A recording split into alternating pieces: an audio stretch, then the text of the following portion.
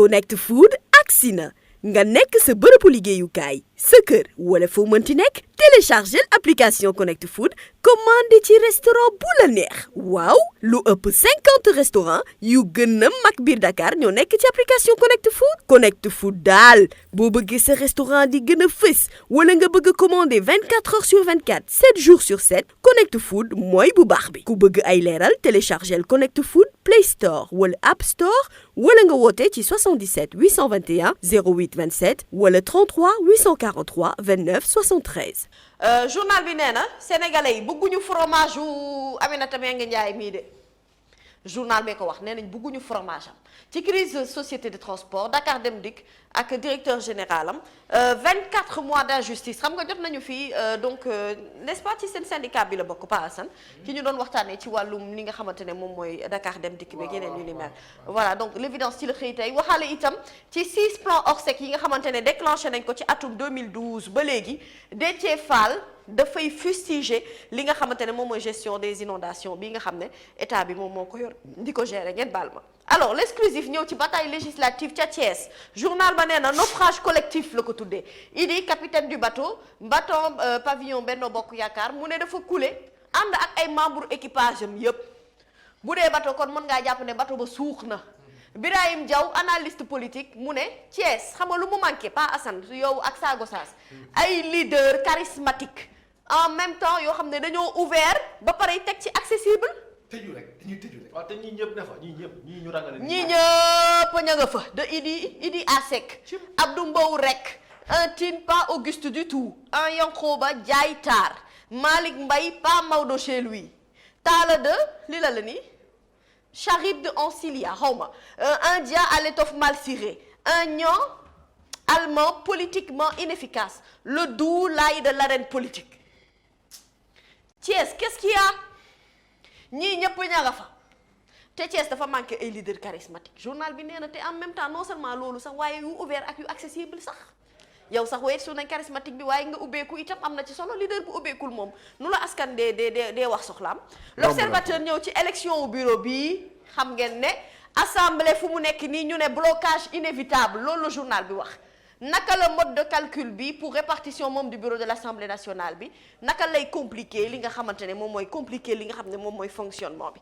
observateur taxaw na ci taxaw itam ci wàllu agriculture hivernage sans espoir journal bi mu ne les variétés précoces seront affectées si le profil des pluies continue avec cette cadence am na yeneen yoo xamante ne xam nga lii waxtaanewuñu ko mais ça a un peu fait également la une de l'actualité de ce matin mooy explosion bi nga xamante ne moom moo am ca CSS le vrai du faux ce qui s'est réellement passé selon les responsables de l'entreprise ak ay complaintes des victimes ak alertes yi nga xamante ne ndawu Richard Toll yi joxe nañu ko lii moom démb ba tey ñi ñëpp moom la ñuy waxtaane alors ñu ñëw ci beneen yéenekaay le Témoin quotidien ñëw ci taw bu taratar bi nga xamante ne wàcc na fii ci réew mi Dakar nag mën ngeen a jàpp ne ndox mi nangu na ko ci jamono yu mu koy nangu président Sall 3 points de suspension moom mu ngi à sec normal parce que nekkul ci dëkk bi décoru capital bi vraiment soppeeku na lool ci ñetti waxtu yi ñetti fan yi nga xamante ne moom la ñu passé vraiment mu doy waar askan wi sonn lot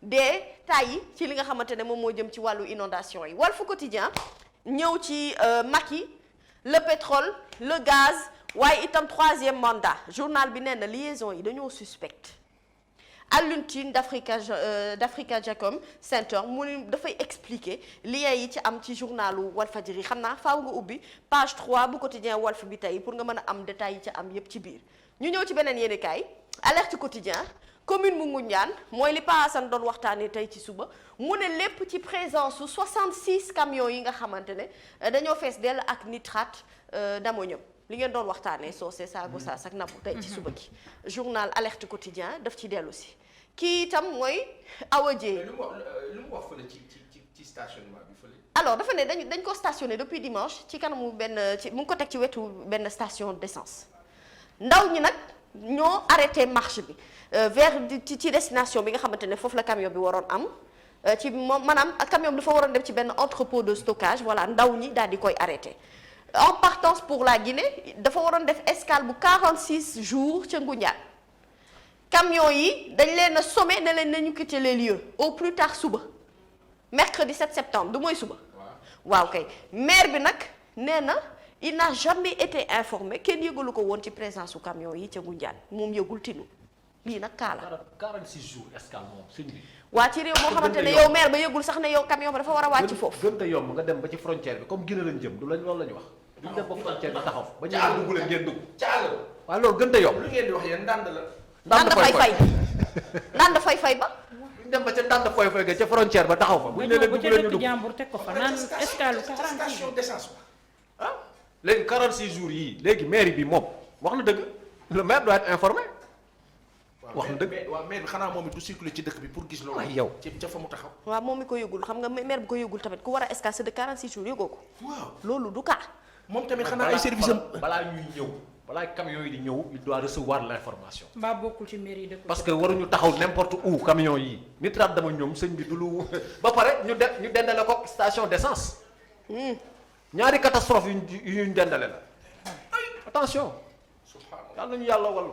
ma ne cas pour cas wax leen ci maître Awa Dieye mi tamit mën naa cumuler ay mandat de. ah déedéet. waaw du yëg ngeen ne moom déjà membre OFNAC la. ah dañuy bàyyi. waaw te mën na am itam ñu nommé ko juge ci conseil constitutionnel. oui da ciy ba benn. mu ngi nii seen président ngi nii L'As quotidien ci la xëy tey ci suba mu ne non respect des engagements financiers de l'accord de Paris sur le climat en faveur de l'Afrique Macky Sall nee na dafa tàkkale les pays industrialisés yow papa kaay tàkkale sa inondation bi lii moo jar a tàkkale kaay tàkkale sa dund bu cher bi ñi di kaas guddeeg bëccëg lii a jar a tàkkale ah Sud Quotidien ñëwaat ci non respect des engagements financiers des Occidentaux pour l'adaptation au changement climatique en Afrique mon président de la République Macky Sall journal bi neen dafa hausser le ton waaw kon amaana yàlla nañ la dégg comme yaa ngi hausser boobu booy hausser moom ba tey ça veut dire que sax góorgóorlu xaw na caa am 24 heures marginalisé au sein de Benno Bokk Yaakaar mu ne dafa am ay socialistes yoo xam ne ñu ngi contre-attaquer de Pa Assane yëg nga loolu Abdoulaye Gallo Diallo mi action pour la défense des intérêts des socialistes mu ne Parti socialiste n'accepte plus jamais d'être marginalisé dans sa propre coalition. mooy yow. Parti socialiste. mooy yow kii fu mu newoon waaw yow ñii jeexal nañ. n'accepte pas. moom guddee ngaa kaas bi. jamais. yow nga ba nguur gi jeex nga waaye kii cim. Parti socialiste kii dafa xamul ne parti socialiste moom def na fi 10 ans ak Macky. d'être marginalisé. cim. dans sa propre coalition oui après avoir consenti énormément waaw depuis 2012 de sacrifices dans sa propre pour triompher Benno Bokk Yaakaar à chaque échéance électorale depuis 2012 mami la nga waaw wax kay wax naa la coalition waaw bàyyi ba nguur gi des ay weer ngay tëb bi ban dara place la ñoom ci coalition bi n'accepte benn plus jamais waaw dama bëgg nga laajal ma leen rek lii ñoom di ban ko olof place la tuddee. ñu am ci coalition bi bu loolu weesoo ñaata député la ñu am ci élection législative yi ñu génn waaye yéen juróom la ñu. yéen Xool. dama yéen bëgg xam rek lii li olof naan bàyyi ba jaan dem nga topp ci watis bi di dóor yoon nekk ci. mooy lii. ñu këccët la ci Nanière Nawaas. xoolal mami kii li mu wax dafay réconforter la position de Khalifa Sall réconforter la position de Barthélémy Diaz sur le compagnonnage du PS ak APR kii fu mu nekkoon ba ñoom Barth di kaas ba bàyyi Aminata Mbengue Ndiaye ak parti bi dem créer taxawu Dakar tey ñu def ko taxawu Sénégal fu mu newoon moom. waaye yéen xanaa yéen déggu leen li may insister le parti socialiste n'accepte plus jamais waaw kon ma yem foofu ma bañ a yeggale xanaa kon accepté woon nañ ko avant dans sa propre coalition. wala dañ ko traduire ci wolof rek dootuñu nangu nangu woon nañu waa léegi. dootuñu nangu mooy n'accepte plus jamais nangu woon nañu léegi dootuñu. mais kon nangu am na ñoom yéex nañoo nangu di. yéen ñoo coalition bi. Mami Sam. Mami Sam am naam. nga coow de. ah ci suuf nañ déglu Aminata Mbengue kan François Dupin auteur d'un livre en vue sur Macky Sall mu ne mis en examen pour viol François Diop. Ba du livre ba ca livre ba. sama yoon nekku ci ay yow Poutine a ngi nii yow Poutine nuyu naa la maa ngi leen nuyu baax di la ziar nee na pour non respect des Américains de leurs engagements wuyul nee na Russie dafa bëgg déplacer siège ONU. wallaay ci ñoom de nekkul ci kenn. waaye sëñ bi gis nga mbir da nga koy ñeme. cuum Poutine du ñeexu ñebe de. déedéet li muy def ragalu ko de ragaloo de Poutine ragaloo maa ngi la nuyu baax di la ziar ragaloo teral quotidien ñëw ci leader de l'UNR Mouhamadou Lamine Massaly mii nee na dafa tapé sur Malick Gakou te dafa descendre Ousmane Sonko yow Massaly mënoon naa ñàkk ci kii bi. waaye quotidien national Le Soleil ngi nii moo gën ci quotidien yi paasal quotidien national Le Soleil kenn du moom jant bi. barki sëñ Bamba démb tey moom la. ndax quotidien national Le Soleil jant bi. ku la xool xam ne biddanti woo barki sëñ Bamba jant bi biddanti tey. moom démb yow dafa compter 208 sites yoo xam ne nee na foofu am na ndox loolu indoon yow quotidien national Le Soleil dafa xëy démb mu ne dëkk bi mbënd am na te kenn mënu ko mi barki sëñ Bamba tey mu xëy laal Macky Sall waaw yaa fi gën 200 francs rek ngay jar ci yow te yow ko kay ma wax la kenn dootul jarleeti ku dul yow Macky Sall ci changement climatique nga ne lu mu wax Le Soleil nee na l'Afrique a déjà pris le chemin de la vertu looloy dëgg yow ñëwoo ci hausse le ton sa yoon nekku ci yow information ba ngay joxe xoolal mi ngi nii ci biir BAD mu ne dafa tegoon ci table bi la moitié de 25 milliards de dollars nécessaires pour le programme d'accélération de l'adaptation en Afrique. Banque africaine de développement wax na dëgg de. mu ne chef de l'État tamit dafa woo partenaires yi Afrique pour ñu mobiliser wu loolay dëgg dérèglement climatique un lourd tribut payé par le Sénégal mais loolay dëgg ku bëgg information bu wóor yow lay lire. barki sëñ Bamba day jar li ma la wax du dañ. quotidien national Le Soleil ku bëgg information moom ngay lire. tey de moom nga jël. waaw critique. suba nga découragé. bu delloo sànni ñeeri naa ko bere. démb ak tey la ko jël. suba rek nga découragé. dese nañu 3 jours d'émission. dégluwuma leen yéen ay ruubekat ngeen dégluwuma leen. critique ñëw na ci installation 14e législature yi journal bi nee na ultime tractation. waaw fu mu nekk nii nag na ngeen bu leen fàtte date bi de. fukki fan ak ñaar ci weeru septembre. lundi la. incha allah yàlla nañu ko fekkee ci tal kuy dem assemblée sax ci yéen. en passant est-ce que duñ dem foofu def fajaro bi foofu. déedéet man fii laay toog. man damay dem Touba. man fii laay toog. man damay màggali ji. waaw ak man damay màggali. wax dëgg yàlla. man fii laay toog yóbbul kii yóbbul baasa. édition spéciale ko. édition spéciale ko. est-ce que Fajaro du dem Touba une semaine. loolu looy dëgg nag. Fajaro du dem Touba une semaine waaye. loolooy dëgg soo c'est directeur technique. loolooy dëgg une semaine. yaa ngi dégg man xam naa ne yow man techniquement loolaa lu baaxul. une semaine. xam naa sa xarañteef man xam naa sa branchement de fil ak sa captage de réseau. mooy Le Soleil ak RTS ci mim réew. barke. uni. dama ne yow sunu directeur technique jëlal poignée de main bi jëlaatal poignée de main bi jëlal. waaw kay lii dafa am ay moment fort yoo xam ne ci émission damay bëgg réalisateur di ko génnee. man damaa kontaan ci yow Gajaga kenn du yow. lii du tey. Mbay ak bëgg yi. Khalifa yaay Daba Ndiaye. Babacar Sadiq. Mbay grand ndekkeegu ma nag. dëgg la yëgal ko ndànk ndekkeegu ma. Socé Ndiaye directeur technique dama ne loo brassé wul baaxul. xam naa sa mën branchement de fil ak sa captage de réseau.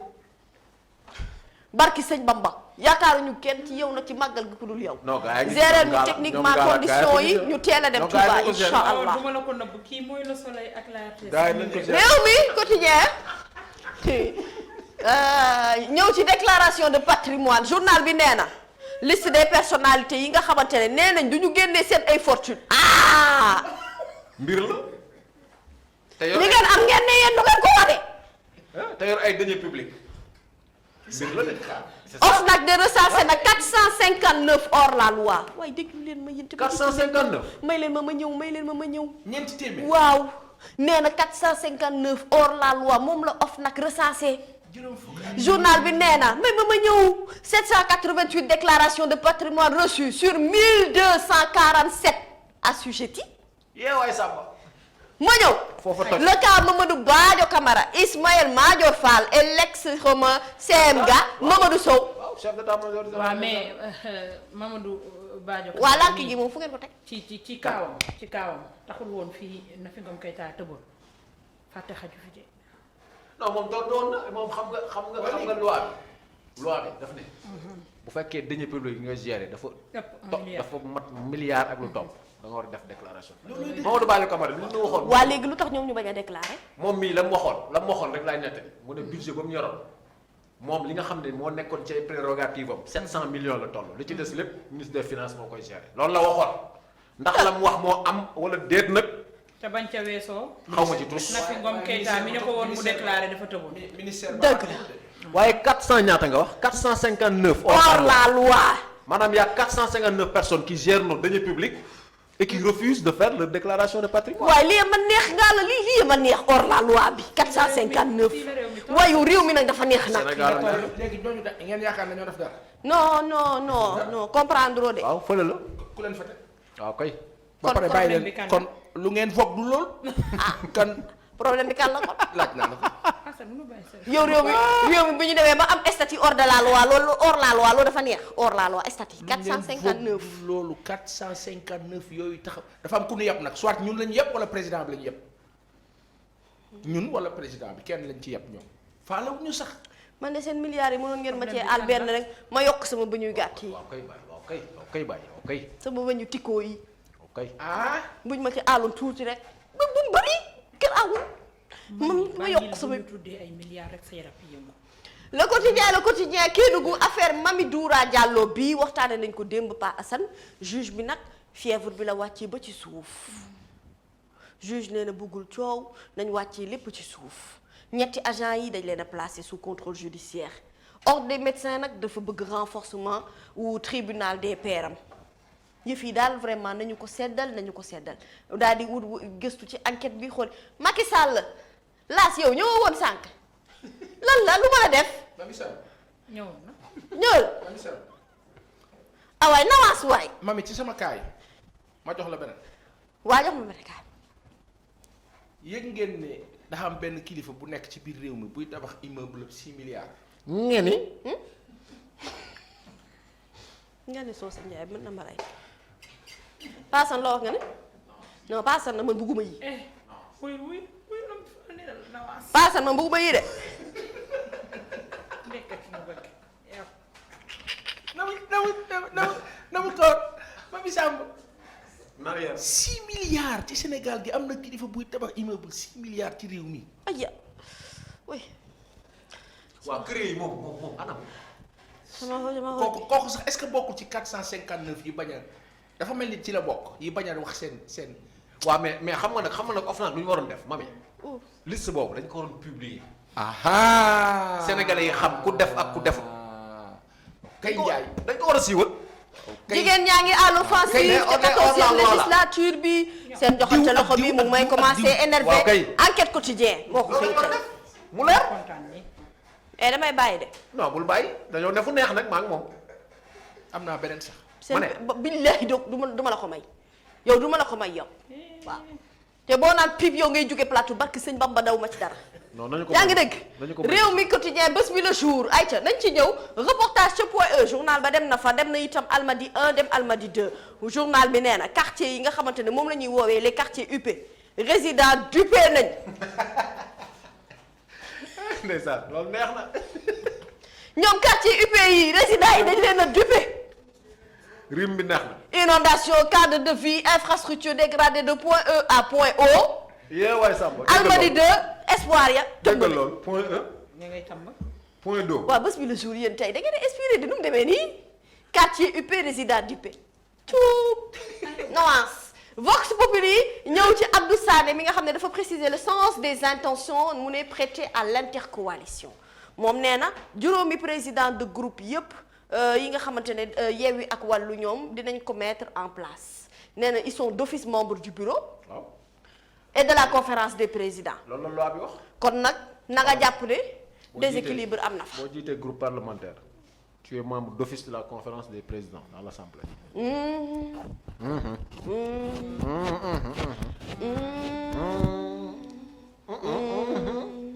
Les quotidiens ñëw ci concrétisation des accords de Paris sur le climat journal bi nee na sermon Macky Sall de Macky Sall da doon sermon décideurs yi vraiment narrière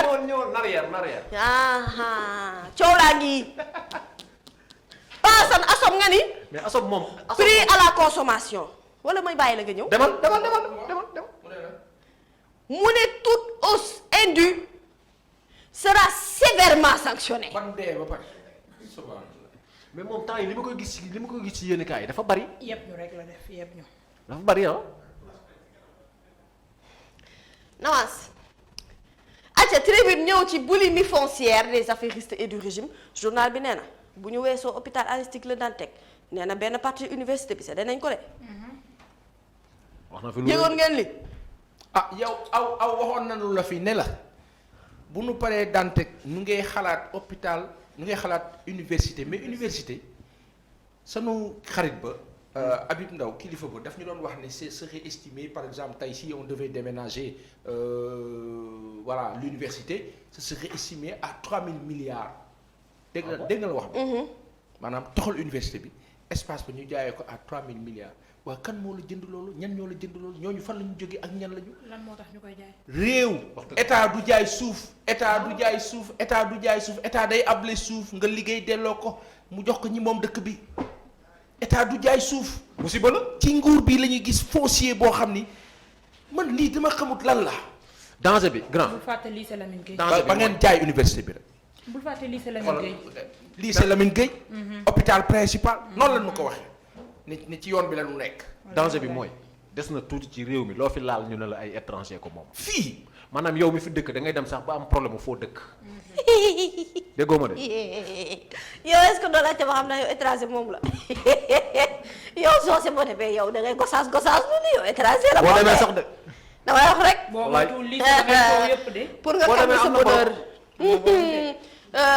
Le vrai journal nee na de fausses solutions à un vrai problème. yaa ngi dégg de surpeuplement bu Ndakaaru racine du mal plan décennal 766 milliards mu ne ndax dans le vent nee na day laaj TER BRT accélérateur de la macrocéphalie de Dakar journal bi nee na plan Orsec pompage mu ne ndax aubaine la pour businessman yii yëpp ay laaj la yu xam ne vrai journal da koo xëy laaj tey ci suba si naas yow mii tamit mais Abdou Fall Abdou Fall chaque jour dama koy bëgg a gaañ fii ba pare xam ngeen Abdou Fall li ci dangereux mooy ngaala rek la ñuy fësal Abdou mooy ruubekat bi gën a mag ci 2A TV ci kenn du wax ay waxam daa mel ni ku takk téere boo xamante ne daal lu ñu ko bëgg a tudd Abdou Fall mooy tuba dinaa la gaañ dinaa la blessé dinaa la gaañ mbax Malick Gakou voix grand journal bi wax na ko tubaar fakkaal présenté wu na ci présidentielle 2024 les échos affaire Doura Diallo contrôle judiciaire pour le gynécologue l'anesthésiste et l'infirmier ñu ne les médecins font pression te obtenir nañu itam gain de cause te itam ci beneen mbir mi waa lii tamit nag vraiment wax naa ci ba sonn Dakar Times mission impossible Abdoulaye Bathily mu ne nouvel envoyé spécial de l'ONU en Libye. ndeysaan borom CDP garab gi moom partem bi mi ngi dund ba léegi. billaay ndeysaan. CDP garab gi. ndeysaan. ay waay Bathily borom xam-xam la de. borom xam-xam la bu mag a mag a mag. xam-xam la Bathily. bu mag a mag a mag a mag. macha allah. ayca ñu ñëw ci source A alliance ak Yewwi Askan Wi instruction de Karim Wade journal bi nee na PDS am na plan boppam. waaw au départ PDS nee na dafa bëggoon rek alliance ak Yewwi Askan Wi Karim Wade dafa sax réticent woon mu ne vu qu'il n'était pas sur les listes contrairement à Sonko mais doomu Wade bi dafa bëggoon a renforcer li nga xam ne moom mooy candidature am ci présidentielle donc mu am ay détails yoo xamante ne vraiment journal bi fësal na ko moom source A ñëw na itam ci incident bi am ci compagnie sucrière sénégalaise wax itam pour soulager les populations de Rufisque d'éventuels désagréments pendant la période hivernale journal bi mu ne les initiatives de Promoville ñu ñëw ci beneen yéenekaay l'info gestion des inondations et des eaux pluviales journal bi nee na faire du problème une opportunité. loolu la ñuy woowee résilience ci tubaab am déet. mooy yéen ñi jàng. waaw. résilience. jànguma damaa dugg 8h ñu dàq ma 8h30 luy résilience. 8h30 lañ la dàq. man 8h15 lañ ma dàq. yow man noo dee bavard laa nekkee woon classe di bind ak effacer tableau te bi ñu seetlu wee ne aw ma taayu tableau bi dañ maa mujjee moo tax xam naa lu yàgguma fa lool. yàgguma dama gàtt moo dee babaar kan la doon njëkk a bind moom. boppam. direct news.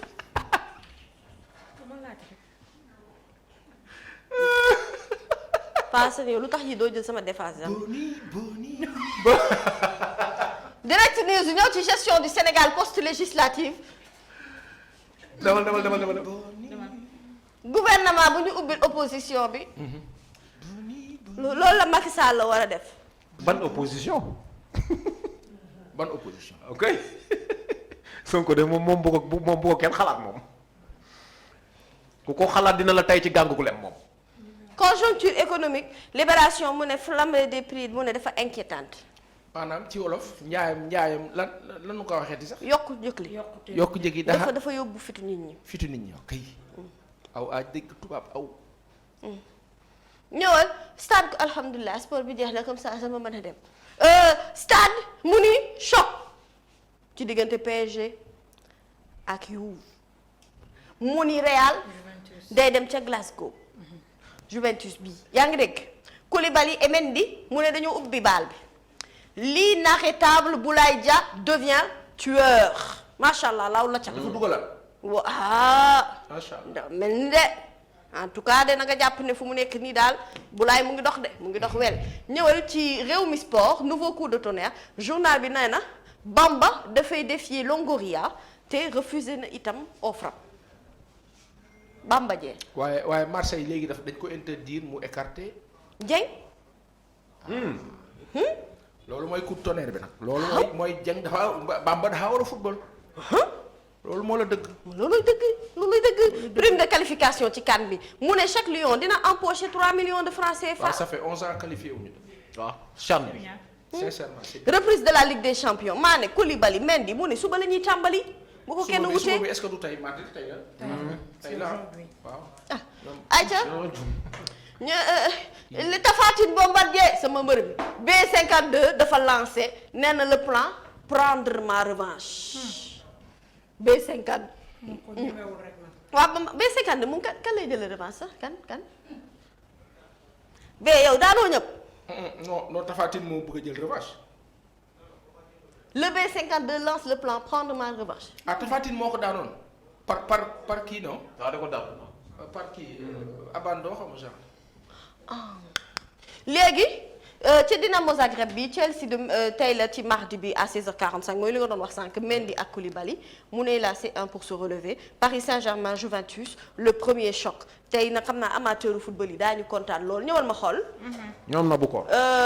ñëwal ma xool lii la ni Tribune Sport blessé lors de la tournée estivale aux États-Unis mu ne France privée de Paul Pogba au mondial suñu yoon nekk ci boo demul mondial yow sa affaire la suñu yoon nekk ci jeex na. ñëwal ci sunu làmb gi 17 victoires 9 défaites benn sans verdict xam nga kan la Lansar mu ne fait de la résistance si taan yi sama mbër mi en attente de Papa Sow Nees Fëgala super étoile perdu aux États-Unis Tidiane Faye retrouvé na le sourire Takke Abou Ndiassé fils de Max Ndiaye laax ne ko réew Njaay laax foofu neex na de Njaay laax